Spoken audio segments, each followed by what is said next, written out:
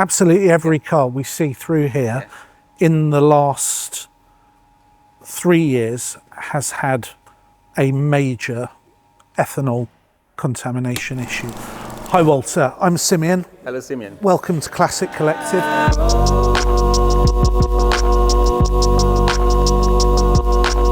We're a service and maintenance business.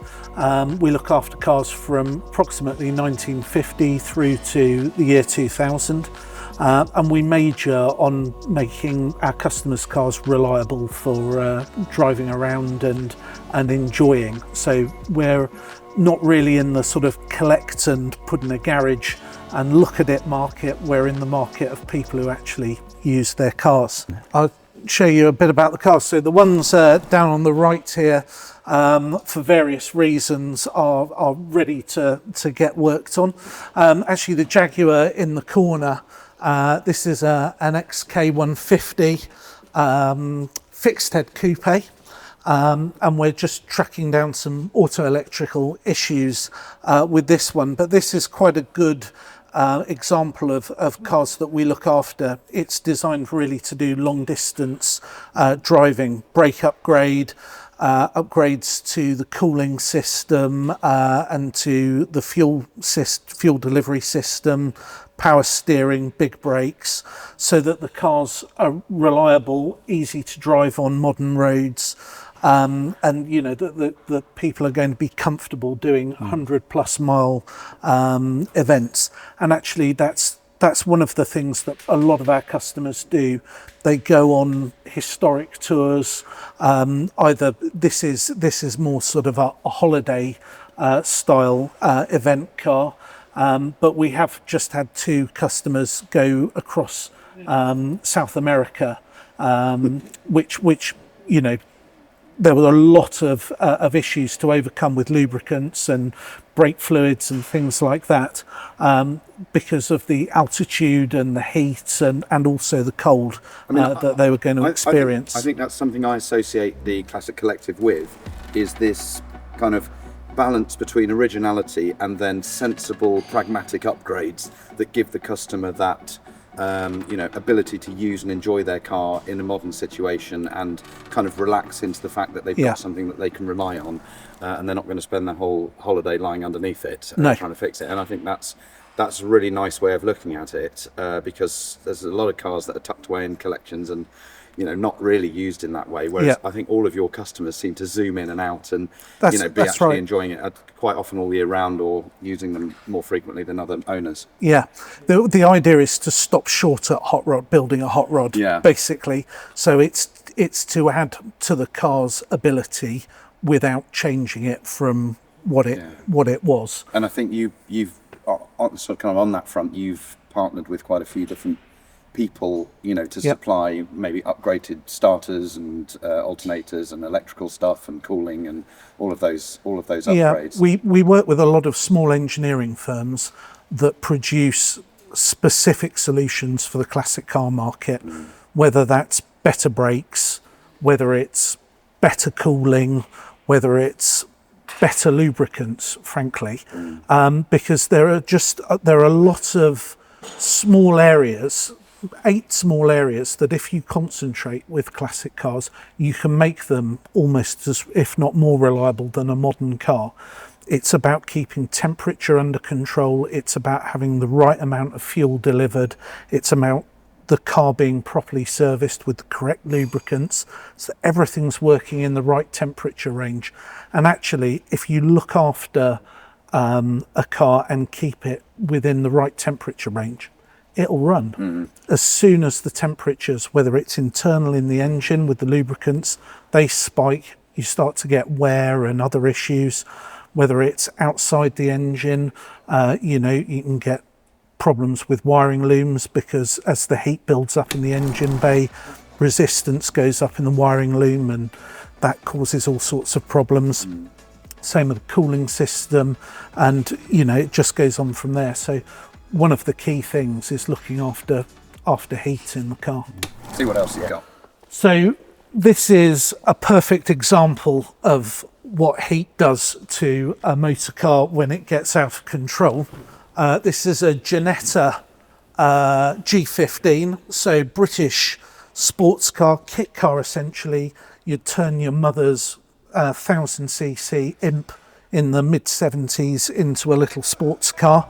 So it's rear-engined like the original Imp, and a fiberglass monocoque, and the wonderful little cars. They water cool from the front, so they've got lots of pipe work all around them. And basically what's happened here is that there's been a leak amidship somewhere. All the water very quickly exited the car, and then the engine seized. So we're actually rebuilding the engine for that just over there. Over here, this is another car that's sort of suffering from problem I know one of your products really helps with. It's a beautiful vehicle.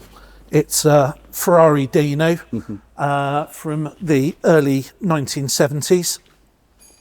And it's been in, like a lot of these cars, it's been in a collection for the last 15 years or so. And what's happened, two things really. One is that fuel's just sat in, it's stratified, there's a lot of corrosion in the tank, but also the fuel pipes, they've got ethanol contamination in them, so they've all sort of started to fall apart, and they leak. And in the carburetors where the fuel's evaporated, there's a lot of emulsion, so essentially tank out, fuel lines out, carburetors in bits, clean everything up, replace all the gaskets and rubber pipe and that sort of thing. So it's very easy for cars that have been in storage. So running issues at best, and at worst fire. Yeah. So it's a real problem. So it's a real problem, and actually, we used to see, if you go back 5 years ago, it was more a problem with long-term storage. Sure. The problem now is that fuel is a totally different beast. None of us notice that because it still smells the same at the pump, and it costs us too much money, and we moan about it. But the reality is, petrol, very different beast to what we're putting in cars 5 years ago. And it's much more corrosive to old cars. So we are seeing, on average, £800 worth of damage every year to 2 years with ethanol-based E5 and E10 fuel. So where does that cost go? Is it carburetor rebuilds and... Carburetor rebuilds, draining and stripping and cleaning out tanks, replacing fuel hoses. Some of them very easy. It's only a couple of ends, but you get a Ferrari Dino where there's where there's very little space. It becomes way more of a problem. So Walter's got a product called Bactafin that stabilizes the fuel. It deals with the bacterial infection that you essentially get inside the tank, and it cures the problem essentially. So I think they're £18 for a bottle. Saves you £800 worth of fuel system rebuild a year. It's that's the £18 of 250ml bottles. So it would do like 5 tanks of fuel with that. So if it's a 50-litre tank. So roughly 600-700 miles in something like that. And in something a little better, probably nearly 1,000 miles. And although the average repair price is 800, I imagine on a Dino it's going to be probably closer to 1,800 because you've got carbs and much more. You're exactly using my words. So what we realized is that the fuel is designed for modern cars to reach the exhaust gas stages. So, and the situation is right now that every car owner is facing issue with the fuels, especially with the ethanol content, which is harming the system. But what we also realized is that the engine runs hotter with that fuel. And we have aeration problems. So once the car, especially under temperature, once the carb is mounted closer to the exhaust gas system, we have heat spots. Yes. Yeah, and the fuel is evaporating in the pipe. Yes. And then maybe you're driving in the middle of the traffic and the car stops, and then the heat evaporates. Yes. And then you stop by 20 minutes, 30 minutes until you get the car cooled down. Yeah, to cool down. And you can go again. Yeah. Well, what we were saying about heat management, actually, if we go and have a quick look at the Triumph, one of the most common upgrades that people love to do is put a full stainless steel exhaust system in their car. And this is a perfect example of that. And heat management is a massive problem as soon as you do this. So everybody thinks about the 3 to 8 horsepower it might give you under the best circumstances. What they fail to realise is that what used to happen was that you had a huge cast iron manifold that was very good at getting rid of the heat down into the exhaust pipe and out of the bottom. And now what you've got is very thin-walled exhaust pipes, stainless steel exhaust pipes. And actually, if we ran this car now, they would glow red. And you could cook a sausage next to them. They're that hot. And of course, this is a non-cross-flow head. So you've got your inlet manifold sat directly above your exhaust, and that does exactly that. It evaporates the fuel. So in this instance, we've actually wrapped the exhaust pipes to make sure that heat goes through the exhaust pipe. But as you were saying, the problem is worse because of modern fuels. They evaporate so much quicker than they did just 5 to 10 years ago. So anybody thinking about modifying their Classic, they also need to think about the knock-on effect of doing that. If it's a stainless steel exhaust system, then you need to wrap it I can to see get you the have heat rabbit out. here. Yeah. And you might also, even though you've done that, you might also need to upgrade the cooling of the car and make sure that the heat that is coming out of it, even though it's vastly reduced, has somewhere to exit. So in this case, there's actually also a Revitec cooling fan. So what started out as maybe a £500 manifold and exhaust front of the exhaust system has actually turned into a £1,500 job. Wrap, upgrade the cooling, and all of those sorts of things. So that's always something to think about if you're changing things. In the time we used lead, from the 50s to the 90s. Yes. It was very easy because they handled that with the amount of lead they add. Yes. Yeah. So now we know that lead is very toxic to anyone. To everyone. To anyone. It's everywhere because the amount they add was huge. It was incredible, honestly speaking. And they started in the 80s, in the 90s to add that ether components with that flash point by up to -30. Yeah. Now we have a mixture with different gases in the fuel, plus ethanol. Yes. So what happens over the winter time? The ether component will evaporate due to the low flash point. Yes. This means finally the octane level goes down. Yes. Yes. You're right. And the behavior of the ethanol is the worst, I would say. Yeah. If you drive a car or you have a pure ethanol, 100% ethanol is not that big deal. Yeah. But the mixture out of it we have right now, that's the big problem. Right. Yeah. Because ethanol is water mixable. Yes. And the water and the ethanol is mixable. So what happens is in each and every tank we have condensed water. Yes. Due to tank breathing. So once the air is shrinking or the temperatures drop down in the night, it's pulling atmospheric water. The air is shrinking and sucking in fresh air. But the fresh air is coming in. It's damp. Bringing water. Mist. Yeah. This means the water level is rising from time to time. So what happens is that the water is sucking out the ethanol from the fuel mixture.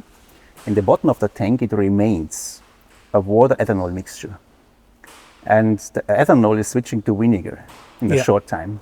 And this causes all this corrosion from the tank, pipe, pumps, carbs, injection system to the injectors. Yes. Yeah? And this is what we see right now. Everywhere, anything. Absolutely every car we see through here in the last 3 years has had a major ethanol contamination issue. And how does the Back-to-Fin product tackle that? Look, the Back-to-Fin product is a multi-function product. Yes. Yeah? So we add here a water mixable corrosion inhibitor. Yeah. So it's water mixable. Yeah. So once we have that issue that we have in the bottom tank, the water ethanol mixture, it creates a perfect corrosion inhibition. This means there is no corrosion. Yeah. So even if you have it in the pipe pumps or in the carbs, for example, only one drop of water contamination will be causing the same effect what I mentioned earlier. Yeah. It sucks out the ethanol, and if there is direct contact with a needle, for example, it corrodes, and then it's gone. Yeah. Or the membrane seats, or what else? Yeah. And this is one benefit we add. So we have a water mixable corrosion inhibitor in it, as well as a petrochemical corrosion inhibitor, so that we protect everything. So there are two types of corrosion inhibition. One which is water miscible, and one which is will mix with petrochemical products. Yes. Yeah. Then we add the lubricity component. Yeah, it's a lead substitute where we can lubricate all the parts. Yeah, including the inlet and outlet valves, especially the outlet valves, because we are passing that chemical through the combustion, similar to what lead did. To protect the outlet valve seats. Yeah. This is one of the most important points. Also protect the outlet valve, the valve and the seat. Yeah. And then we have a cleanup, keep clean and clean up cleaning agents inside. To keep the engine clean or clean up the engine. So once we have, for example, carbon deposits on the piston heads, it goes on fire. Yes. Once you inject or the fuel is coming, maybe it's going knocking, because there is fire there. Pre-detonation. Pre-ignition. And we add a catalytic converter who improve the combustion. So you will get out a much more better or efficient combustion with less soot emissions. You will get out more horsepower. The engine runs quieter. The combustion process is more efficient. I would say it's harmonized. And it's cooler as well. It's cooler. So it goes to what you were saying earlier about the heat keeping being heat a problem. The cooler the combustion, the more efficient is it. This means you will get out more torque, get out more horsepower, and the engine runs smoother, quieter. This is the effect what happens. So it's really a product that goes from the tank to the exhaust pipe via the engine and does the whole. So all the issues with the customer is faced with at the moment, we can handle with that additive. £18 for 1,000 miles. Not bad value. No.